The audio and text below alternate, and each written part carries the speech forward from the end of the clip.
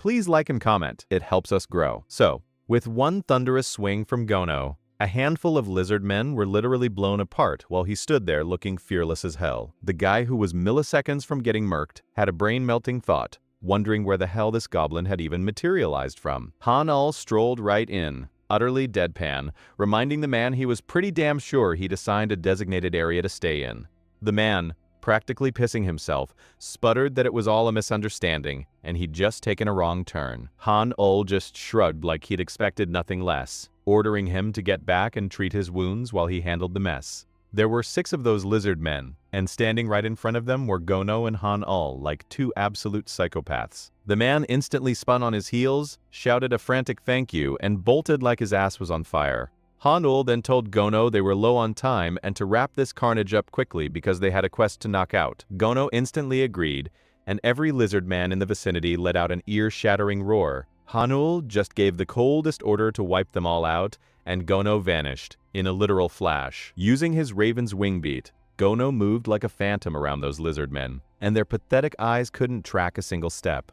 They swiveled their heads uselessly, completely unable to register where the hell he was. Then Gono struck one, and even though the creature noticed the attack, its torso was already torn in half by the time its brain caught up. Gono swirled through the chaos again like a blender with legs, and his next attack dropped another lizard man instantly. One of the bastards lunged at Gono, but he flowed through the attack with that slick speed and then just ceased to exist in that spot.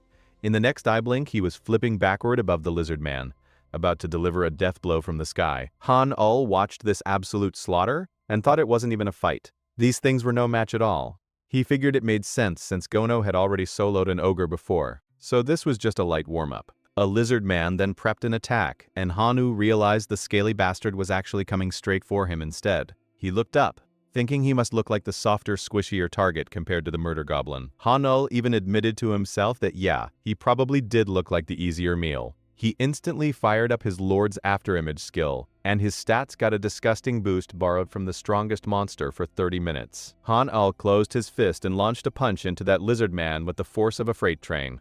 The hit created such a seismic shockwave that the entire area shuddered, and that lizard man's body was ripped apart into confetti-sized chunks. At that moment, Han-Ul was walking around with Count Gallard's stats stacked onto his own, and it was pure overkill.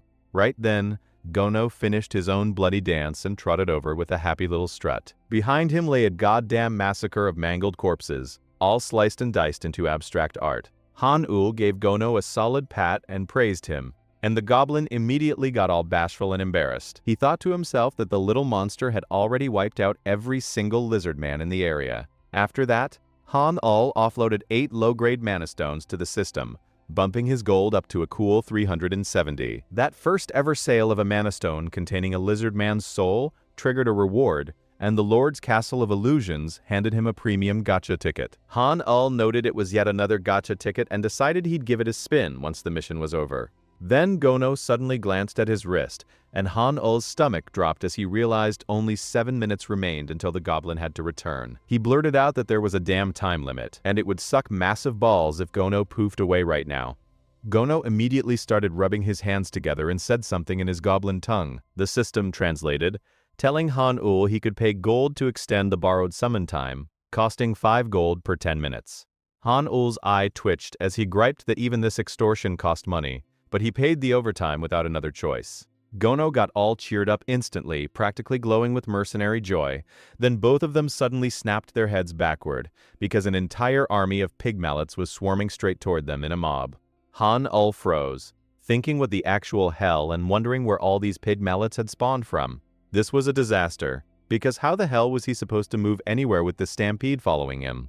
Gono, however, had a light bulb moment and shouted something directly at the pig mallets. Han-Ul asked, genuinely baffled, if Gono could actually communicate with the creatures. Gono just pointed dramatically at Han-Ul and yelled something else in that goblin language. Instantly, the pig mallets started treating Han-Ul like their personal deity, crowding around him with fanatical devotion. Han-Ul, wide-eyed, demanded to know what Gono had told them to make them act this brainwashed. As he started moving, the entire pig mallet army followed him like a fluffy, chaotic parade. He sighed, figuring they had no choice but to stick together for now, and decided to just finish clearing the starting area. Eventually, they slaughtered another group of lizard men, and Han-ul gave Gono another good job shoutout that made the goblin beam. But when Han-ul went to sell more mana stones, the system dropped a bombshell that the Lord's castle had literally run out of funds to buy them. He could no longer collect mana stones from hunting until more gold was secured, all because the unit limit had been exceeded. The cap was 10 warriors for lizard men, 5 for crossbow lizard men, and 5 for spearmen.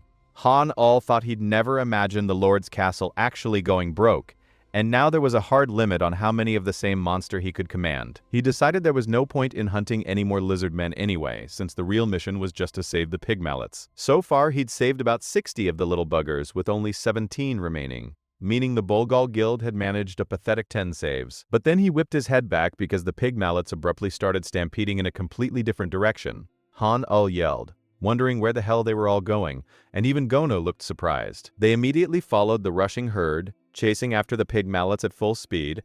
After a frantic sprint, the creatures finally stopped near a massive lake, and Han-ul realized the Penguin Guild members were already there too. He realized this was the center of the lake sector, and somehow every single soul had been dragged here. Kwang Su was the first to gripe, saying he nearly had a heart attack when the pig mallets started sprinting like maniacs. Han-ul's mind clicked, realizing the pig mallets had deliberately led them all to this exact spot. Right then, the mission complete notification blared out, declaring the slaughterers had stopped hunting and night had fallen. The remaining pig mallets were now 70, and a congratulations message confirmed everyone had protected them from the slayer. The hidden objective was met because over 70 pig mallets survived, and a wave of relief washed over the scene. Kwang Su exhaled, declaring it was finally over and begging the damn dungeon to let him out instead of wasting his time with messages. Then something massive and terrifying rose straight out of the lake without any warning. The guild members all recoiled in shock while Kwang Su screamed a raw, unfiltered, "What the fuck?" Han-ul just watched calmly as the system announced the trial of meditation had begun right then and there. That water wave rose to an absurd height and then crashed down like a biblical middle finger, slamming pressure into every team member, including Han-ul. Han-ul was both shocked and clenched tight as the wave barreled straight at him, thinking there was absolutely no dodging this thing. Then something completely insane happened, and all the pig mallets he had saved immediately rushed in front, forming a damn shield. Han-ul's brain stuttered, wondering what the hell was going on, as the creatures created a full barrier over Gono and him to block the water. He asked himself if these pig mallets were genuinely protecting him, and the system quickly translated that the pig mallets saved from the slaughterer were expressing their pure gratitude. They were overjoyed to save Han-ul, and now they would protect him with everything they had.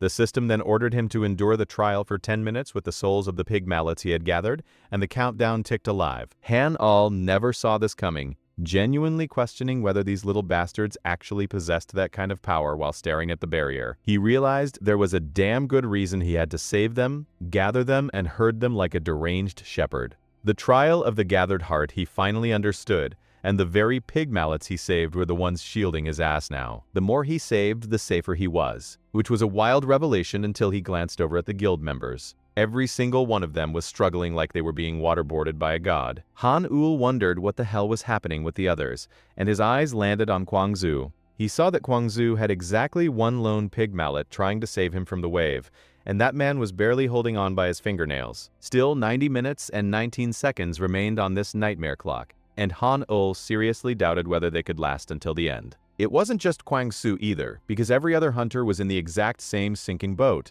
absolutely screwed. If saving the pig mallets was the key, then everyone except Han-ul was waist deep in shit, and he knew he had to find a way out. He scrambled his brain asking how, and then his eyes caught a freshly discovered mission. It was to suppress the source of the trial and defeat the monster that was the root of this whole trial of meditation madness. The trial would end immediately upon that monster's defeat, and Han-ul's mind flashed back to the intel from the Lord's castle. Right there, it had said there was a hidden mission in the lake, and he'd searched every inch of the field only to find jack squat. The whole damn thing was hiding here in the water all along, which felt like a sick prank. He adjusted his glasses, activated Sage's Eye, and mentally declared it was time to see what kind of bastard he needed to murder. As Sage's Eye fired up, it started scanning for the target, and then it locked on. The eye reported that a monster applicable to the count had been detected, and it gave him the option to fully activate the Sage's Eye. Han-ul confirmed he'd found the sucker and activated it instantly, without a second thought. The monster in front of him was named Zen Karuk, a goddamn named monster with terrifying stat points. Its 3 skills were the Cataclysmic Wave, the Cataclysmic Storm, and Tears of the Ancient God. Han-Ul's brain went into full shock, because named monsters were special entities that used unique skills no other creatures had, putting them on a completely different power tier. He admitted to himself that he shouldn't expect a hidden mission to be easy, because of course it would throw a named monster at him. Gono was immediately ready to scrap, stepping forward like the tiny murder machine he was. But Han-Ul instantly stopped him, telling the goblin to sit this one out. Gono was visibly confused, but Han-Ul pointed out that he had no water resistance and fighting in the lake was way too risky for him. He declared it was time, instantly activating his system window and starting to browse for a suitable monster. He shouted internally that it was the moment to hire a new monster, scanning the roster with wild intent. He decided he would take the one with water resistance, the Ogre Basarkar. Then a grim thought hit him. Unlike Gono, this ogre didn't have any atoms yet, and its base stats alone weren't enough to take down a named monster. He realized he needed an item to boost stats right that second, and it was time to use it. Without a moment's delay, he summoned the premium gacha ticket he had earned. Han-Ul was betting everything on this ticket, thinking if he could just pull a good item, the ogre could take on Zen Karuk.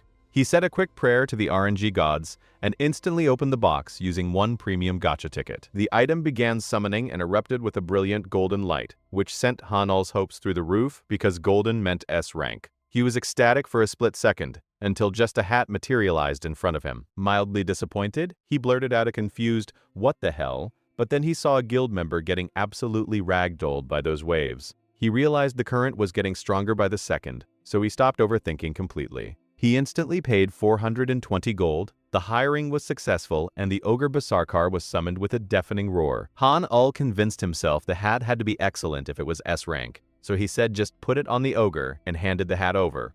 The Ogre Basarkar equipped the item, and within a moment the creature collapsed right there. Both Han-Ul and Gono were stunned, and Han-Ul demanded to know why the hell it had collapsed and whether something had gone terribly wrong. Then a blood-curdling scream ripped through the air as a guild member was being crushed by the current. Screaming for help, Han-Ul instantly fired up and sprinted toward that guy, thinking he had no choice left. He would have to handle this himself, and he activated Lord's Afterimage right then, with only 12 minutes of usage left for the day. He rushed directly toward that person, grabbed his hand, and used every ounce of his power to brace against a tree. He pushed his maximum strength to save Kwangsu from the water current, even thinking that he'd used Lord's Afterimage, but the current was still too damn strong. It was more than he could handle, his hands digging so deep into the tree that they were practically fused. Just as his grip was about to fail, Han-Ul thought he couldn't hold on anymore and felt his fingers slipping away. He genuinely wondered if this was the end, and then he noticed the current suddenly felt weaker. When he looked back, the Ogre Basarkar was blocking the water current with a massive log of wood right in front of him, and Kwangsu collapsed to the floor, and Han-Ul stared at the ogre in disbelief. The ogre turned to Han-Ul and asked if his lord was unharmed, placing a hand on its chest. It begged forgiveness for its late greeting and announced that its humble servant stood before the King of Kings. Then it knelt right there, still blocking the water current with just one hand like it was nothing, which was some seriously dramatic character development. Han-Ul's brain screamed what in the actual world, and then he checked the stats of the hat on the ogre's head. The item was Archmage Gandorf's cat hat, an S-rank relic from a great mage who saved the world from ruin. The moment that hat was worn, even a fool became a genius, and the wearer's intelligence shot up by a staggering 30 points. Han-Ul stared at the ogre in utter disbelief, sputtering about it being a servant and demanding to know how the hell it could suddenly speak. His voice was pure distress as the ogre bowed even lower, saying it was all thanks to his lord. The ogre then reverently touched his hat, announcing that this very hat had made him a new ogre. He drove his 3 logs into the ground and practically begged for a command, his whole body radiating eagerness. Han-Ul looked at the ogre and thought he was absolutely floored, because he knew the hat boosted intelligence but not to this goddamn extent. Ogres weren't supposed to be able to speak, yet this one wasn't just talking, he was actually communicating like a seasoned diplomat. And if what Han-Ul had just witnessed was correct, that wasn't even the half of it. Before giving any order, Han-Ul had a burning question and asked the ogre point blank if he could use magic. The ogre confidently replied that he could, and the proof was that he just blocked that ferocious current using a log imbued with magic. Han-Ul's brain confirmed that this was real. The magnificent bastard could actually wield magic. He then declared that the ogre's first order was to push through the storm directly to the center, and Han-Ul would ride right behind him. The ogre instantly accepted, swearing he heard and would obey, and that this first mission from his lord would be completed successfully without fail. He unleashed his power and started bulldozing through that current, Han-ul tailing him closely. Han-ul thought it was actually working, because the magic on the ogre's club was pushing back the spray like an absolute unit. Then Han-ul decided to give the ogre a name, dubbing him Adolf on the spot. The ogre, now named Adolf, got choked up and asked if his lord was truly giving him a name. Han-ul confirmed it, saying since the ogre was wearing Gandorf's hat, Adolf was the only fitting name from now on. Adolf was so emotional he bellowed that he would lay down his life to repay this debt, and then he charged forward with renewed fury.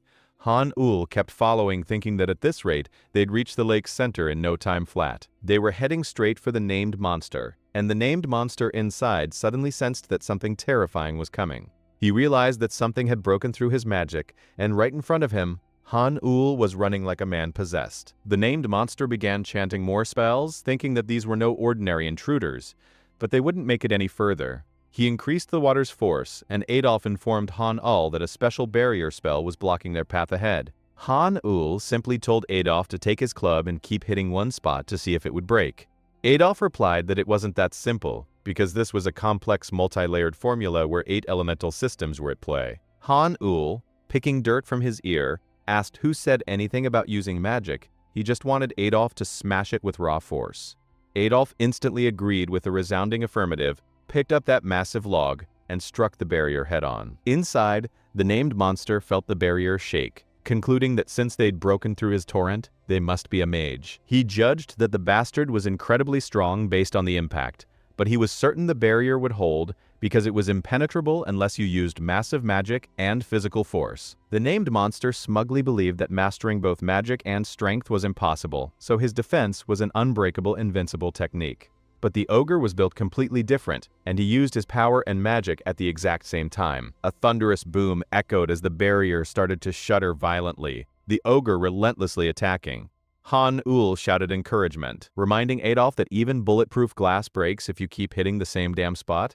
The named monster's jaw dropped as he processed that the barrier was actually breaking, and he screamed internally asking what the hell this thing was. The ogre was ready for the final strike, and the named monster thought no mage should be able to punch through this. But with one last catastrophic attack, the ogre shattered that barrier in an instant, and the named monster was hurled backward by the force. Han-ul's mind quipped that the only way through was if they were an ogre with a goddamn wizard hat. The ogre stepped inside the broken barrier and declared that the king of 10,000s inside was too impressive. Han-ul gave Adolf a solid pat with a good job, while the named monster was still reeling, thinking it was impossible that a monster had smashed the barrier. He knew an ogre had the raw power to break a wall, sure, but it should not be able to bypass a magic seal. Then he looked at the ogre and a horrifying realization hit him, wondering if that bastard was actually an ogre shaman. Han-ul locked eyes on the creature and identified him as Zen Karuk, and the named monster internally accepted that this explained the wild card. He hadn't expected this, but he was sure it ended here, believing they'd drained their mana breaking the barrier.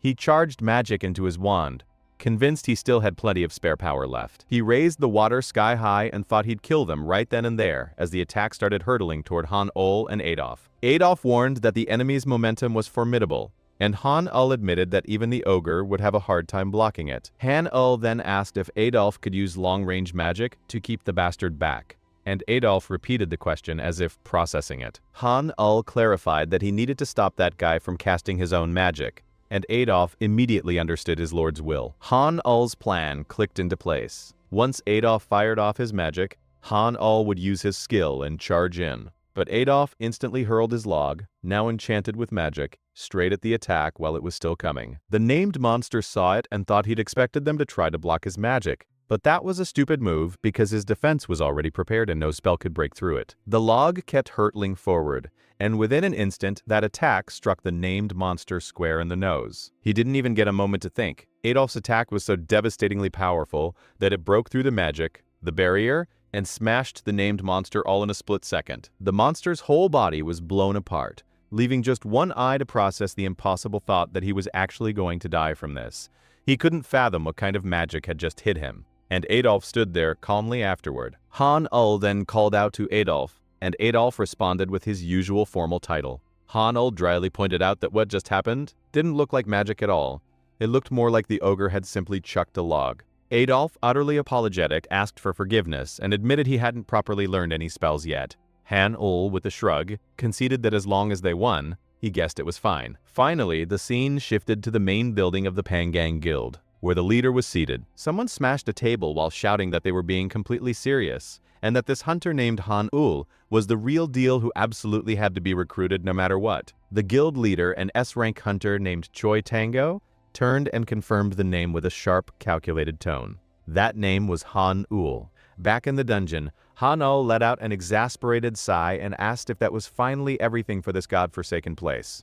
Odolf, with that deep reverent tone, confirmed it was indeed everything, my lord. He then offered up a stone crystal, saying he had found exactly what his lord was searching for. Han-ul took the stone and gave Adolf a solid good job, noting that he made it look easy. Adolf, ever the humble giant, replied that it was only possible because of his lord's vision.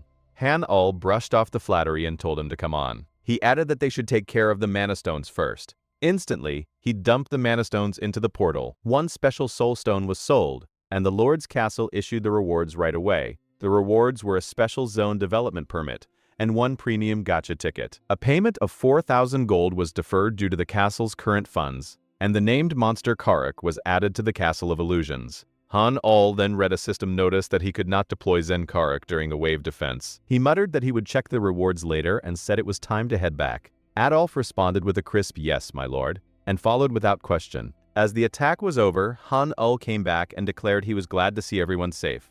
The girl from Pungun Guild called out to him, and he noted she said the water had finally stopped, and they barely made it. She asked if that incredible save had been his doing. Han-ul confirmed he had taken down the monster responsible, that it was over now, and they were all safe. She instantly bowed, thanking him profusely for saving them. Han-ul told her not to mention it and casually asked how the other hunters were doing. She said they were alive, but they had simply dozed off and been knocked out cold. She explained they had brought them there for treatment as soon as the storm died down. Meanwhile, Kwang-su was silently stewing with thoughts about Hunter Han-ul. He started to stand up and announced he wanted a word. The girl called out to the guild leader, but Kwang-su was already approaching Han-ul directly. Han-ul's mind raced, wondering what was with this guy and if he was looking for another fight. But then Kwang-su instantly knelt down and touched his head to the ground in full submission. He thanked Han-ul over and over, saying he was incredibly sorry for how he had treated him. He specifically thanked him for saving his guild members, the raw sincerity hanging in the air. Han-ul thought this was completely unexpected, that he never thought Kwang-su was capable of a sincere apology. Han-ul raised his hand and told him it was fine, calling him guild leader. The guild leader looked up, and Han-ul ordered him to get up because he needed to look after his guild members. Kwang-su was still on his knees, reaching out a hand to shake, and the leader clasped it while promising to repay the debt and starting to pray in gratitude. The system then blasted a notification that congratulations, he had overcome the trial of meditation. Rewards would be issued to all challengers who cleared it, and they could now choose to exit or proceed to the upper floors. The guild leader instantly erupted, saying finally they could get the hell out of there. The system added that unconscious challengers would be automatically removed from the dungeon. The leader asked Hunter Han-ul what he was going to do, but Han-ul said he was staying. He still had work to do, the words landing like a bomb. The leader was shocked and asked if he meant by himself. Even for someone like him, the leader suggested why not leave this dungeon with them and regroup first. He said they would do everything they could to help after that and urged Han-ul to come with them. Han-ul said he appreciated the offer, but suddenly Odolf stepped into the scene. The guild leader was stunned as a massive gray ogre and Gono both appeared right behind Han-ul.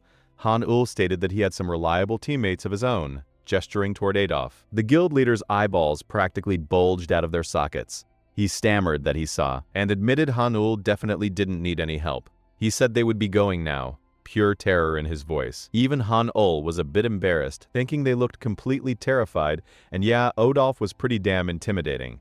The system then announced that all challengers had made their choice, commencing the exit. As they left, all of them quietly bowed to Han-ul, thanking him profusely with genuine reverence. Their last words were to please stay safe before they teleported outside. Han-ul let out a massive sigh of relief, reveling in finally being alone. The system then congratulated him on completing the hidden mission and suppressing the source of the Nile. A special reward would be granted in addition to the standard rewards. Han-ul said it was time to check the admission rewards. Back at the guild, the leader was being confronted by someone insisting they absolutely had to recruit this Han-ul guy. The person said that from what he saw, Han-Ol's potential was insane. He even begged the leader to just step in, brother. But the leader instantly shut it down with a hard deny. He declared they were the punk bait guild. The best of the big five, they didn't move first for some nobody, just because he had potential. He said they had more than enough on their plate right now. He didn't have time to waste on a mere B-rank hunter. So the answer was no. But instantly his phone blasted an emergency disaster alert. A red pattern dungeon had been detected, and he thought it was an emergency alert, wondering if there was trouble at a nearby dungeon. Then he looked closely and realized the place was the Garden of Meditation. Everyone came running near the dungeon, and panicked screams began. One person shouted that the evacuation of citizens had been completed safely. Another asked if there was still no report on the situation inside the dungeon. Another said they were currently confirming the situation with the survivors. The guild leader, along with Soa and Hyuk, came running in, shouting that Punk Bait Guild was on site and demanding the situation. The person replied that they had just confirmed the Garden of Meditation had shifted to red pattern. It was a structural shift directed by the system, a precursor to a dungeon break. The person said a dungeon break was highly likely, and they had already evacuated the civilians. They needed Punk Bait Guild to handle any emergency. Soa instantly shot back, asking about the hunters currently inside. The person responded by asking what about the team from the emergency room. He confirmed that 6 of them had made it out. He said it looked like the remaining hunter had entered the deepest part. Another person came in, asking if they were sure about that, a hunter going to the deepest part alone. Hyuk looked at that newcomer and recognized him instantly. That guy was a fucking moistuous giant who said one big guild leader was already here, and it had been a while. This was the guild leader of Aegis Google, Madong Pal. He asked how they had been and what they made of the situation. The punk bait leader replied, referring to the hunter who went into the deepest part. He said it looked like that hunter was the reason the dungeon was changing. Then suddenly, a girl materialized out of thin air, with a casual, "It's been a while." She was the S-rank hunter, Sanare, leader of the Sanare Guild. The Aegis leader said it was perfect timing. She replied that yes, it was the most likely scenario. Not a single hunter had ever made it into the deepest part before. Until now, no hunter had entered the deepest levels. The punk bait leader thought she was right. That was the most logical explanation. He wondered who the hell actually managed to get in there. Suddenly, a person shouted that they had info on the missing hunter. According to the survivors, the hunter still inside the dungeon had indeed entered the deepest part of the garden. They had just confirmed the hunter's identity. That hunter was Hunter Han-Ul. The punk bait leader went into absolute shock with that intel. His previous dismissive attitude evaporated on the spot. The 3 guild leaders stood there absolutely stunned, while the punk bait leader's brain finally clicked that Han-Ul was the hunter his guy had been yapping about. The Saragi guild leader quietly mused that things were taking a very interesting turn, and the Aegis leader just cackled internally, thinking this was pure entertainment. He figured if that guy actually managed to break through the deepest part and walk out alive, they'd have an unprecedented monster rookie on their hands. Meanwhile, inside that dungeon, Han-Ul was calm as a frozen lake, declaring that first things first, he'd sort out the admission rewards before heading into the deepest part. He instantly pulled up his rewards, and the system vomited out that all his stats had been boosted by a flat 10 points. The contribution reward piled on another 5 points to all stats, and the hidden mission reward was a dimensional pouch straight out of a high priest's pocket. It was a sweet A-rank item containing a subspace that could hold up to 100 kilograms of whatever you wanted. Inside the stash were lizardmen hide, leather, and blood, 30 units each. All byproducts from the hidden mission run. Han-Ul's inner monologue practically drooled, calling it a pretty sweet haul. After checking, he cracked a smile and announced that this would definitely come in handy from now on. He also noticed he'd scored a special space development ticket, which looked like something he could use in the monarch's castle. He figured he'd try using it later when he was alone, then shook it off and said that was enough rewards. It was time to head to the deepest part. The system pinged that the gate to the deepest part had opened, and Han-Ul asked if everyone was ready. Both Gono and Adolf answered in perfect sync, addressing him as their lord. Han-Ul told them to get started, but then squinted and wondered why he couldn't see any damn gate. Suddenly, a pig mallet trotted up, squeaking like it owned the place. Han-Ul identified it, and the pig mallet instantly raised one of its legs, motioning for the team to follow. Han-Ul asked Gono if they were supposed to follow them, and Gono agreed with a confused nod. The pig mallets then bolted toward the lake, and Han-Ul's mind erupted with a what the hell, wondering why they were heading straight back to the water. Every single pig mallet started diving into that lake, and Han-Ul realized the gate was inside it, a thought so absurd he'd never seen a gate at the bottom before. Even Adolf looked genuinely surprised at this nonsense. Han-Ul just shrugged and said they were right behind them, and the trio of Han-ul, Adolf, and Gono sprinted and leaped into the lake. They swam closer and closer to the gate, and Han-ul spotted it, thinking there really was a gate underwater. If those pig mallets hadn't shown them, they would have wandered around forever, so he mentally thanked them and gave them a few pats. He told them to take care and that he'd see them next time, then thought to himself that finally the deepest part awaited. A flashback hit of his conversation with Hyuk, where Hyuk had asked if he was actually planning to challenge the deepest part. Han-ul had confirmed yes, and he'd asked Hyuk why he had given up on challenging it himself. Hyuk had replied that it was the one place his constellation had specifically warned him not to go. If a constellation went out of its way to issue a warning, anyone could imagine the danger without even seeing it, and that place could be far more lethal than anyone expected. Now standing in front of the gate, Han-ul's brain replayed that warning and thought his life might truly be on the line this time. The system blared that the challenger was entering the deepest part. After a disorienting moment, Han-ul opened his eyes to find Gono's grinning face hovering directly above him, which shocked the hell out of him. Even Gono was startled by his reaction, and Han-ul yelped that he'd scared the crap out of him, realizing it was just the goblin. He wondered if he'd passed out for a second while going through the gate, then asked if this meant he was actually in the deepest part. He looked around and his brain short-circuited because a white plain with a blue sky was not what he expected at all. The system popped up again, welcoming him to the deepest part of the Garden of Meditation and launching into a mission briefing. It explained the garden was facing an unprecedented crisis in a world overshadowed by death, with severe drought making this the last remaining paradise. Countless invaders were flocking there to claim it, and he had to protect this final paradise by altering the garden's structure and using its abilities to fend off invasions. Han-ul's mind immediately recognized this format, realizing it sounded exactly like the defense game he played.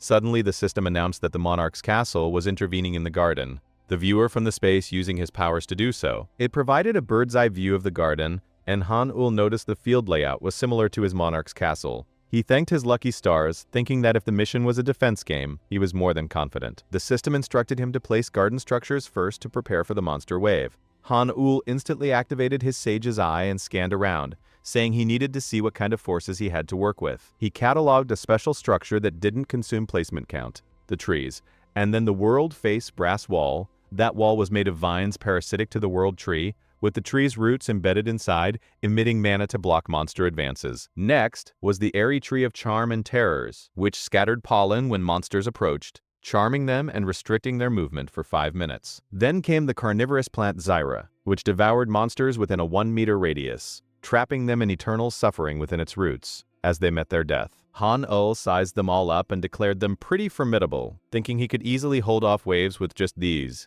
He then casually wondered if he could take a few of those carnivorous plants back to the monarch's castle. The system instantly shut that down, reminding him the guardian could not arbitrarily damage the garden. Han-ul muttered that it was a damn shame, but moved on since he had a good grasp of his forces and was ready to start. Out of nowhere, a monster materialized from thin air, and the system warned of an A-rank or higher monster's presence. Han-ul looked around, saying he didn't see a thing, until he caught a shimmering little thing midair and asked if it was that shivering speck. He snatched it in his hand, realizing it was an actual floating eye, and admitted he would have missed it completely without his glasses. He asked what the hell the monster was, and it just stared back as he activated his sage's eye. It was a beholder sage, a named monster, and the stat analysis was impossible, listing snooping and baby petrification as its skills. The snooping skill meant it could observe anyone undetected, and no ordinary camouflage could escape its gaze. The baby petrification skill restricted a target's movement but didn't apply to beings above a certain rank. Han-ul poked the monster, noting it was a beholder, but the ones he knew were supposed to be massive. He figured this one wasn't fully grown yet, then looked at Gono and said it was still a named monster, so it should be useful. He decided not to kill it and instead send it to the monarch's castle, and Gono instantly agreed while the tiny monster started trembling in fear. Han-ul told Gono to make sure he caught it, but a pop-up notification immediately interrupted them. The notification declared that an unknown constellation was demanding the beholder sage's freedom. Han-ul froze, asking if that really said constellation, genuinely shocked. The constellation known as the Gardener of the Mother Goddess was screaming at Han-ul, demanding he release the beholder right the hell now. Han-ul's brain started screaming internally, wondering why the hell a constellation was lurking in a place like this, and whether the damn thing was actually managing the whole dungeon. He tensed up hard for a second, and then it clicked that this was probably why Hyuk's constellation had tried to stop him. A fresh pop-up blared as the gardener of Mother Goddess screamed at Han-ul once again, and he admitted that shit startled him. He stared at the tiny beholder, figuring this constellation was frantic about losing the little guy, and a beautiful, devious thought sparked that he could totally use this to his advantage. He casually asked the great constellation if this miniature eyeball was precious to them by any chance. The constellation instantly confirmed it was, and demanded the beholder's release, which made Han-ul's inner gremlin cackle. He told them to slow their roll because yelling at someone when they were the one begging for a favor was a rookie move. He reminded them that the beholder was still very much in his hands, and if they kept up the attitude, he'd simply get rid of it. Then he snapped at Gono to prepare an attack on the beholder. The constellation backpedaled so fast the air practically whistled, and a special mission proposal popped up from the gardener of Mother Goddess right as Han-ul was about to execute the little freak. The deal was to ensure the Beholder Sage's safe return until the waves ended, with the reward being full ownership of the Beholder Sage. Han-ul thought, holy hell, he was just poking the bear a little and they actually issued a whole special mission for this floating eyeball. That was goddamn awesome, and he knew if he played his cards right, he could absolutely milk even more rewards out of this cosmic softie. He started poking the beholder and announced that he could finally feel their sincerity and would take excellent care of the little squirt until the mission was over. The system relayed that the gardener of Mother Goddess let out a massive sigh of relief and urged him to carry out the mission immediately. Han-ul said he would, but asked if he could fire off a question first. The constellation nodded, and Han-ul asked why they went so far out of their way to find a guardian to protect the garden. He pointed out that even if the monsters were strong, someone with their godlike abilities should easily be able to stop them. The constellation explained that originally they'd held off the monsters with the Beholder Sage's help, but they started reaching their limit and decided to find a proxy. Han-ul replied that it made sense why they cherished the little guy so much, but if they were a constellation, those monsters had to be unbelievably strong. The gardener of Mother Goddess then dropped the most absurd truth bomb, saying that wasn't it at all, they just couldn't do it anymore, because defense games were boring. Han-ul's eye twitched with genuine rage as he processed the absolute blasphemy that defense games were boring. The constellation snorted and stated it as an undeniable fact. Han-ul shot back that this was only because they didn't understand the true, transcendent charm of defense games, and once a person really got it, they were incredibly fun. He declared this setup was perfect because he happened to be a goddamn expert, and if they slid him a few extra rewards, he would teach them the sacred tricks of the trade as he cleared the mission. The constellation scratched their belly and insisted they did not need it. Han-ul instantly grabbed the A-rank monster, spun toward Gono, and the goblin was already primed to attack the beholder. He was ready to launch the little orb like a fastball, and the notification practically screamed that the gardener of Mother Goddess was nodding vigorously. Finally, after some setup time, the monsters invaded the garden and got absolutely obliterated by the defenses Han-ul had laid out. They shattered into gory pieces, bodies torn apart like wet paper, while Han-ul asked the constellation if they'd watched closely. He explained that if you just did it like this, defending would be a breeze from now on, and suggested they move on to the next wave. The 10th monster wave information dropped. 3 Cerebras, 10 golden bees, a golden bee queen, and 5 iron goldens were barreling in.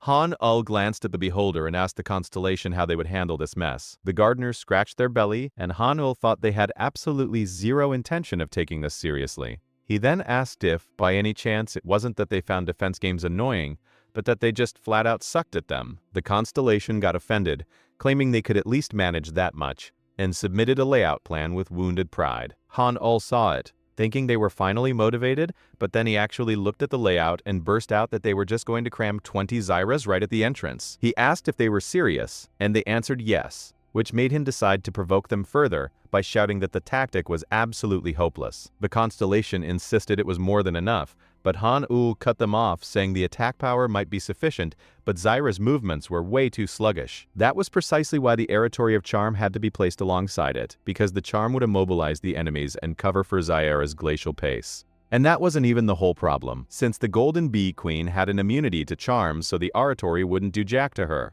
The Iron Golems were also immune to magic, meaning the World Treegrass Wall wouldn't stop them either. He laid out the real question. What could tie down those 2 bastards so Zyra could finish the job? The constellation looked genuinely curious now. Han-ul declared he had the answer and pulled out a pewit, leaving the constellation looking puzzled. He explained that the bullets fired by the pewits carried a sticky adhesive, and they were going to weaponize that gooey nonsense. The constellation pointed out that the adhesive wasn't even that strong anyway. Han-ul agreed that 1 or 2 might not be a big deal, but he asked what would happen if hundreds or thousands of those sticky shots clung to a target. The constellation looked intrigued, and Han-ul told them to watch closely as these sticky bullets stopped the monsters dead in their tracks. The next wave fight erupted into another massacre, with the monsters getting wrecked in every conceivable way thanks to Han-ul's twisted tactics. Some were bitten apart, some stumbled around confused, and others were glued in place and turning blue from the relentless bullets. Han-ul said, "See, even something seemingly insignificant could pull this off if used right, and that was the true thrill of defense games."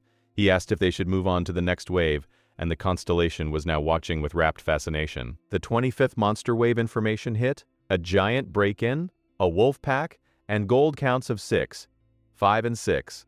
Han-ul noted it was one colossal monster and 11 smaller bastards of different types. He asked the constellation how they would tackle this one, and after careful consideration, the Gardener of Mother Goddess offered their opinion in the form of a layout. Han-ul observed they'd placed structures to herd the monsters directly into the center, planning to freeze their movements with charms and sticky bullets before wiping them all out at once. The constellation nodded, confirming that was exactly the plan. Han-ul said good, and announced he would set up one side of the passage exactly as they suggested. The constellation gave a thumbs up, and Han-ul executed it, successfully defending the 25th wave. He then asked the constellation what they were going to do this time, and once again, they gave up and painstakingly threw out a layout plan. Han-ul called it excellent and said they should give it a try like this. He had now defended all the way up to the 57th wave. Then, at the 62nd wave, a tremendous shift occurred in the gardener's state of mind, and the whole mission was suddenly readjusted. Even the beholder looked completely stunned. The system announced that they now willingly volunteered to become the Guardian, and the mission objective changed from defense to coaching. Han-ul smirked, said perfect, and declared that from here on out, he would teach them every ounce of his defense game know-how. He then spent the next half-day diligently grinding through the constellation's coaching mission. After all that, Han-ul casually remarked that for something like that Chicken King, it was way better to just roast it whole. His coaching rampage continued, and he corrected them that wasn't how you used the rip charm, but admitted the attempt wasn't too shabby. By this point, Han-ul had successfully defended against the 99th wave. He announced that their constellation was doing so well now, and the constellation practically glowed with satisfaction. The ogre Odolf then rumbled that even he and Gono could tell their skills had improved immensely. Han-ul agreed completely, thinking the constellation could easily finish this alone. But then a notification screamed that the 100th monster wave was arriving soon. When the monster materialized, Han-ul, Adolf, the Beholder, and even Gono all froze in shock. A giant had appeared, this absolute fucking jack of a creature crushing everything in its path. It was a monstrous elephant thing bulldozing through the garden, and the info identified it as Behemoth, a lone monster equal to an entire wave. Instantly, the constellation scrambled to change the layout, but Han-ul told them it was all right. He said they had grown more than enough and adapted incredibly fast. The constellation finally stopped their hands and looked at Han-ul. He admitted that Behemoth looked a bit too tough to handle with just the garden's power alone, so he declared they would show them how to take that oversized bastard down directly. Instantly, Adolf, Gono, and Han-ul all charged at the Behemoth with every ounce of force they had. As the Behemoth raised its colossal leg, Han-ul bellowed that this was the final lesson. So they better watch closely. So the 100th wave monster finally lumbered forward. That Behemoth and its leg got snared in a thick vine that wrapped its whole damn body. Han-ul's mind lit up because those feet were tangled, and now was their golden chance since its movements were completely frozen. He figured even if it was just for a moment, they should rush in and finish the bastard off all at once. But the mammoth beast noticed Han-ul was about to strike, and its hide started shuddering like an earthquake. It let out a low, rumbling roar, and from that fur, an endless swarm of fleas poured out like a biblical plague. Han-ul's brain hiccuped, wondering what the hell those things were, and then he identified them as blood fleas. Monsters were literally bleeding out of its coat, and Han-ul cursed internally that they couldn't toss them aside so easily. One of those blood-sucking freaks lunged at him, and he prepped his hands for a desperate defense, about to scream a string of obscenities. But Odolf and Gono materialized in front of him. Odolf shouting for his lord while Gono agreed with a fierce nod. Han-ul instantly fell back, exhaling that it was a close one, and good. Adolf asked if the king of 10,000 men was all right, and Han-ul replied he was fine, thanking him. He even admitted that fortunately the fleas didn't seem that threatening. Then the very next moment, a whole damn cloud of those blood fleas appeared, and the shock hit way harder. Han-ul's optimism evaporated as he spat out a fuck and corrected himself. They were way too threatening. They charged at the team all at once like a living carpet of teeth. Odolf was fighting like a blender, screaming for his lord to watch out as he scratched and clawed those fleas with his weapon. He was slicing them apart and crushing them into paste. While Gono was no less of a terror himself, the goblin was also carving a path, killing those fleas with savage efficiency. But the swarm was just too much to handle, and they were struggling to kill every single one of them. Han-Ul's mind raced, realizing this was bad because the blood fleas themselves weren't that strong, but there were way too many for just 3 of them to handle. He desperately asked himself if there was any way out of this mess. While he was thinking that, Gono and Adolf were still fighting tooth and nail. Then suddenly a notification pinged that the monarch's castle had deposited 4,000 gold for Karuk's soul stone, the one Han-Ul had given them. Han-Ul realized that was the extra settlement, the payment that had been deferred because of the castle's broke-ass financial situation. He called it perfect timing and decided he would summon that guy right now. The transaction activated and Zen Karuk materialized instantly, and Han-Ul thought that with the magic of that named monster, he would wipe out all the blood fleas at once. As the summoning process finished, Karuk was standing there looking completely disoriented, wondering where the hell he was. Han-Ul immediately screamed at the high priest to hurry up and do that thing, that thing. Karuk's mind went blank, asking what thing and what he meant, sir, before it started to click. Han-Ul yelled at him to use that water blast from before, calling him a punk, and the guy finally got with the program. He charged mana into his wand instantly and fired up his Tears of the Ancient God skill. A water tornado began to form, gathering the entire swarm of fleas flying around and sucking them in. All of them were captured in that vortex, and Han-Ul shouted that it was great, thinking it was weaker than what they faced at the lake but still powerful enough to wipe these fleas out. He screamed at Zen Karuk to finish them off, and the attack got more and more intense with the water currents. Within moments, every single flea was destroyed, and that danger was officially gone. Han-Ul gave a thumbs up to Zen Karuk, telling him nice job, and Karuk smugly thought that something like this was a piece of cake, sir. Han-Ul then looked at the behemoth and realized that the only thing left was that massive beast which had just broken free through all the shackles at once. So he ordered Odolf, and Odolf replied with a crisp yes, my lord. Han-Ul then shouted the absolute batshit command to throw Gono at the behemoth's head. Odolf's brain short-circuited as he asked him to come again, and even Gono was shocked. The goblin was looking utterly confused while Han-Ul screamed that there was no time to explain. Just trust him and throw the damn goblin. Odolf picked up Gono, apologized to his goblin friend, and then hurled him straight at the behemoth with maximum speed. While Gono was flying through the air toward the beast that was still tangled in vines, Han-Ul shouted for him to accelerate. Gono activated his Raven's Wing beat, and his speed kicked into overdrive. As the behemoth was trying to get free, Han-Ul thought that if his information was correct, Gono's ability alone couldn't pierce that tough hide. So they increased his piercing power through pure acceleration physics. He then screamed at Karuk to shoot a water blast and wrap it around Gono. Karuk instantly obeyed, using the Tears of the Ancient God Barrier skill to form a shield of water that protected the designated target around Gono. The goblin was now a living missile, ready to strike the behemoth with everything he had. Gono gathered up all his might, and with his weapon he struck down straight at the beast. The impact pierced and tore through that whole body, shattering it into pieces from the combined attack force of Gono and everyone else. After defeating the monster, the system blared congratulations that he had passed the trial of the garden. Gono landed, and the system confirmed he had cleared the Garden of Meditation, making Han-Ul tighten his fist and call out a nice to Gono. Suddenly, a ray of light appeared from above and a sword fell down right behind the goblin. Han-Ul asked what the hell this was, and the system told him an unmeasurable rank item was given as the final reward. He picked up the sword, wondering if this was actually the reward, and the system identified it as the Emperor's vestige. Its rank was alone, and the Emperor was an entity that embraced all their faults, with this sword bearing the Emperor's name and able to contain anything. It also came with the skill Vestige Copy, which made Han-Ul demand to know what containing anything actually meant. He decided to check the skill, and when he looked at it, Vestige Copy worked by inserting a summoning orb into the hilt's groove. From there, you could select and copy the monster's highest stat and one of its skills, though you couldn't summon that monster while the copy was active. So the rank and effects changed depending on which monster's orb he inserted, which was why the rank had shown up as a question mark. Then the Constellation Board asked Han-Ul what he would like as an additional reward. Han-Ul repeated the phrase additional reward, his mind churning because he'd told the Constellation that if it gave him extra rewards, he'd snag some perks for upcoming missions.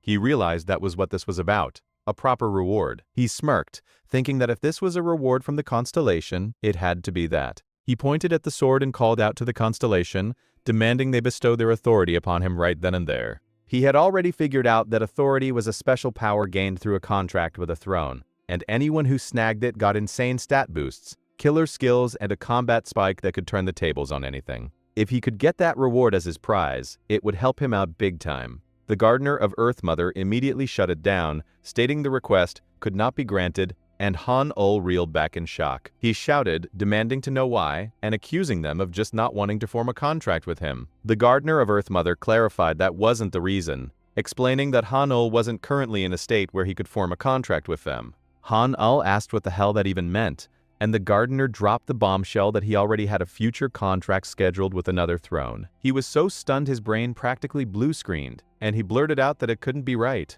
begging to know if they were mistaken. The Gardener let out a dry laugh and laid down two options for him: receive a different reward instead of authority, or form a sponsorship contract. Han-ul immediately asked what a sponsorship contract was, and the Gardener explained it let him use a weakened version of their authority. He chewed on it for a second, then looked straight into the Beholder Sage's eye and asked if he could use that authority without any conditions. The Gardener nodded, and Han-ul's mind raced with the thought that this wasn't bad at all, because no matter how good other rewards might be, they couldn't really compete with the throne's authority. His guess was that the true identity of the Gardener of Earth Mother was the first human emperor loved by the Earth Mother, Ishtar, the first emperor Sargon.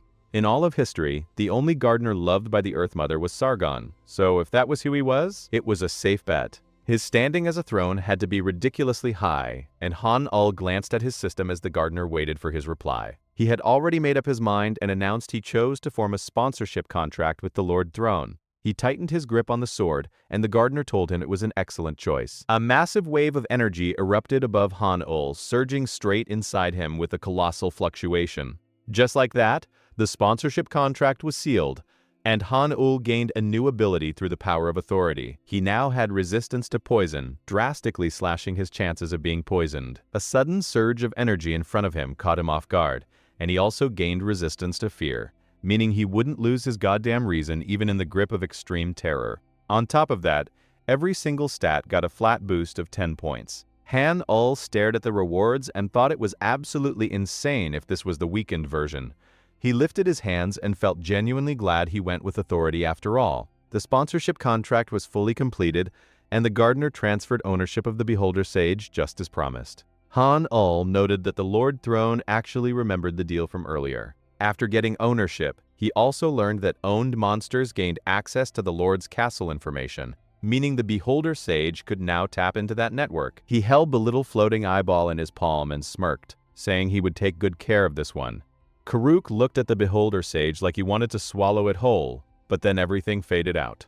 A system notification blared that the Garden of Abyss was perfectly cleared, and 4 conditions for unlocking the skill Audience with the Lord were now completed. Those were defending a monster wave, playing for over 50 hours, completing the converse with a throne, and being acknowledged by a throne. Then the info on the final condition unlocked. He had to craft an S rank or higher item using monster materials. Outside the gate, the scene had gone absolutely feral with red alarms blaring, and the authorities were losing their collective minds. They screamed that changes had been detected at the gate, and all the guild masters shouted that the reaction meant the dungeon was about to rampage. A Hunter Association member yelled for all units to prepare for combat, warning that if the dungeon went wild, monsters would flood out. The Aegis guild leader instantly told his men he would take the vanguard while everyone else focused on support. The Punkbag guild leader barked at Shuk and Su-ah to get ready, shouting that they were heading in. Then someone screamed for everyone to look, because that wasn't a monster emerging, it was a person. It was Han-ul, drenched in pure unfiltered confidence, striding out like he owned the place. Everyone erupted, shouting that a survivor had made it. Hunter Han-ul was back alive. The Aegis guild leader asked if that meant the guy had cleared the Garden of Abyss alone. A person pointed ahead, screaming that the Garden of Abyss was actually disappearing. Others stared at the impossibility and muttered among themselves, wondering how that was even possible. Someone else declared it was unbelievable. He cleared it solo. Han-ul just stood there thinking the situation was weird, because he'd expected association people to show up but not all 3 big guild masters at once. He spotted the Sonare, Aegis, and Punkbay guild leaders, and tried to make sense of it. An association member ran up, formally introduced himself as Young Soo from the Hunter Union Management Bureau, and thanked him for his hard work clearing the dungeon. Han Ul lifted his arm, accepted the greeting, but immediately asked why the 3 guildmasters were there. Jung Soo whispered that the Garden of Abyss had shifted into a red pattern, so they'd requested support from each guild. Han Ul replied that he understood, and added that they must have expected a dungeon rampage. He thought that explained why there were way more people than he'd anticipated. Jung Soo confirmed that was the reason they'd issued a summons, but admitted they never expected all the major guildmasters to show up. Han Ul's brain started spinning, thinking it was strange because for a dungeon rampage, the guild members alone should have been enough. He glanced at the 3 of them and wondered if these people had actually come to see him. He immediately shut that thought down, telling himself there was no way those big shots came all the way just for him. Just then, all 3 guildmasters locked their eyes on whatever Han Ul was holding in his hands. Han Ul thought he might actually be able to use this, so he hammed it up with a sarcastic wow and declared it an honor. He lifted his arm high, showing off that crystal and announcing he never imagined he would meet all the guildmasters at once. The Aegis guild leader's eyes bugged out, and he asked if that thing in his hand was a blood flow stone. Han Ul just smiled, his mind flashing back to 10 minutes earlier when he had read about the condition to craft an S rank or higher item. It was easy to say, but where the hell was he supposed to even find that kind of material? Then Adolf had approached, presenting a find from the beast's corpse, and Hanu had identified it as a blood flow stone. It was a deep, blood-red stone containing immense mana far beyond a regular mana stone. Its true value was that in the hands of a skilled blacksmith, it could be turned into an S-rank item. He had thought about converting it into whatever he wanted, and a smile crept onto his face right then and there, in the present moment. He realized he needed to find a craftsman worthy of handling this stone, and it looked like he just found them among these 3. He silently decided to see which one of these big shots would solve his little problem. 2 nearby hunters practically choked on their own spit, blurting out that it was a blood flow stone and muttering that if you processed that thing, you could craft an actual S-rank item. The Pung Beak guild leader confirmed that was exactly right, and the fact that Han Ul was holding one meant something very specific. Sanari finished the thought, declaring he must have killed the boss monster in the deep sector. The Aegis guild leader let out a highlighting smirk while another hunter screamed in pure shock that it was insane, questioning if this guy was seriously just a B-rank hunter. The Aegis guild leader stepped forward, introducing himself as Ma Dongpal of Aegis Guild and announcing he'd get straight to the point. He walked directly toward Han Ul and asked if he would consider joining their guild. Han Ul smiled and replied with almost insulting sweetness that he was sorry but he didn't have any plans to join a guild right now. Dongpal instantly grew furious, a lightning bolt of disbelief striking him as he thought it was unbelievable that this guy was turning down his scouting offer on the spot. Han Ul then turned to Hunter Suyuk and thanked him for the information, saying it had helped him clear the dungeon. That hit Dongpal like a second thunderclap, and he demanded to know if Pung Baek had actually given him the info. He spun toward Suyuk and asked if this happened after refusing him every single time he'd asked. Suyuk just shrugged and said this sort of thing happened all the time in their line of work. The Pung Baek guild leader agreed wholeheartedly, adding that who they shared their intel with was entirely their call. Dongpal looked at them both and let out a frustrated sigh, figuring they'd refused his scout offer without a second thought, because Pung Baek had gotten ahead early. The Pung Baek guild leader replied that finding and recognizing talent before anyone else was just part of running a guild. He added that even setting that aside, there was never any way this guy was going to choose Aegis. Dongpal absolutely freaked out, screaming that it was nonsense and declaring Aegis was an incredibly family-like and wonderful guild. Tension started boiling between them while Han Ul watched the whole clown show and thought he'd had a feeling.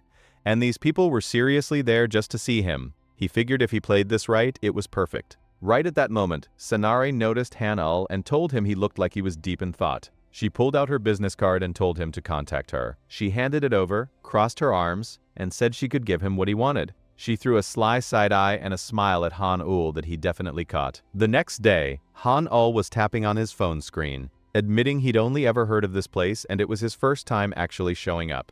It was the premium cafe only the top hunters in the country could access, Cafe Artorium, and he was standing right in front of it. He'd had that talk with Sanare, where she'd told him that what he wanted was a craftsman who could process a blood flow stone. She'd instructed him to come to the address she'd send at noon on Wednesday, promising he'd get what he was looking for there. Now, sitting there in the present, Han Ul thought he'd followed the address and the meeting spot turned out to be this exclusive joint. He looked around and thought the rumors were right, spotting a pretty big mellow lady scrolling her phone and a carefree hunter too. He noted that every single customer in here was a famous hunter. Holding his glass, He thought he never imagined he'd be in a place like this, and that a day like this had finally come for him after everything. He gave himself a little mental pat, saying he'd made it, and got genuinely happy. Then a voice slithered in from beside him, saying, "Well, well, look who it was." Han-ul noticed the guy, who immediately identified him as the one who cleared the Garden of the Abyss and acted way too friendly. Han-ul just sat there in silence, placing his coffee on the table while the hunter introduced himself as Hansol from Bonebreaker. Han-ul shot him an angry look and repeated the name. Bonebreaker. His memory kicked in, recalling that Bonebreaker was a mercenary guild that would do literally anything as long as you paid up. Crimes were just another Tuesday for them, and regardless of their skill, they were notoriously brutal. They were covered in bloodshed at all times, and Han-ul thought getting tangled up with them wouldn't do him any good, so he should just ignore them. But Han-ul instantly bowed down to Han-ul's eye level and asked if that rumor was true. Han-ul asked him which one, and Han-ul told him not to play dumb because word was all over the place.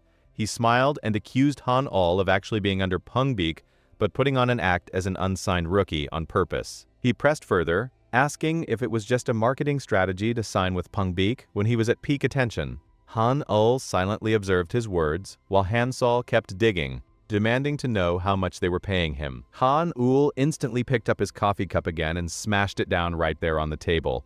Hansol thought he'd hit a nerve and figured if he provoked just a little more, he'd get something good. But Han-ul calmed himself down and admitted he could see why someone might think that. Hansol was confused and asked if he was actually admitting the rumor was true. Han-ul replied that it wasn't about admitting anything, because everyone was free to think whatever they wanted. Hansol was visibly annoyed by that non-answer, the frustration written all over his face. Hansol then tried provoking him again, saying everyone in that place had their eyes on him, and an attitude like that only fed the rumors. Han-ul replied with complete indifference that he didn't care.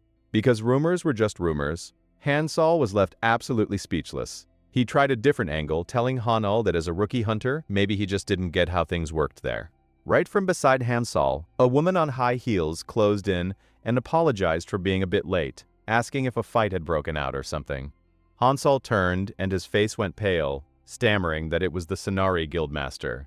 It was indeed Sanare, and she asked what the deal was, wondering if they'd met somewhere before.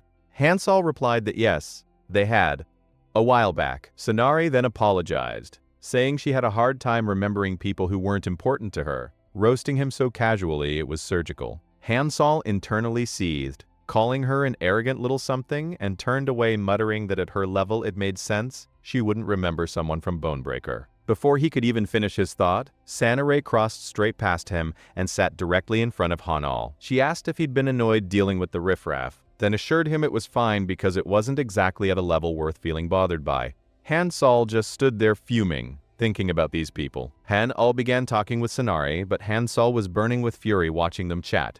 Sanare noticed the bloodlust radiating off him and asked if he was still there and whether he needed something. The boy instantly replied no and spun around, storming off in anger. Han-ul watched him go, thinking that all that bravado meant absolutely nothing in front of Sanare. Sanare turned back to Han-ul and said that now the interruption was gone, they should talk about the offer she'd made. Han-ul replied gladly, but he had one question. Why was she trying to show him such kindness without any conditions? Sanare answered with 2 words. For the future.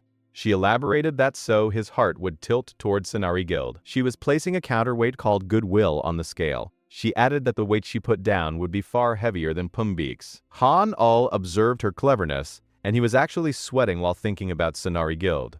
He mentally cataloged the 2 reasons they were known as one of Korea's big 3 guilds. The first was the outstanding combat strength and leadership of their guild master, Sanare. The second was that they possessed an overwhelmingly superior collection of items. The reason they could hold such exceptional items was because one extraordinarily skilled craftsman belonged to Sanari Guild. The information on this craftsman had always been shrouded in mystery, and everyone assumed they must be living hidden away somewhere deep in the mountains. Han-ul looked at Sanare and said it was surprising that the Sanari Guild's craftsman was, of all places, right in the middle of Seoul in New Leg Down. Sanare asked if he had expected them to be hidden away in some secret location. Han-ul replied that most people would think exactly that. He added that it was also surprising to see her, Hunter Sanare, just casually strolling around the neighborhood like this. Sanare then let him in on a little secret, telling him that right now she looked different to other people because she was using an illusion technique. Han-ul thought it made perfect sense, Because with illusion skills at Sonare's level, there was no way anyone could tail her unless they were tailing whoever she was with. There was no chance the craftsman's location would get exposed, but something bad was brewing, and that something was Hansol. He was following them right from a distance, staring at Han-Ul and thinking heavily about how he dared to disrespect him. He grunted Han-Ul's name and coldly released his aura, promising internally that Han-Ul would regret looking down on him very soon.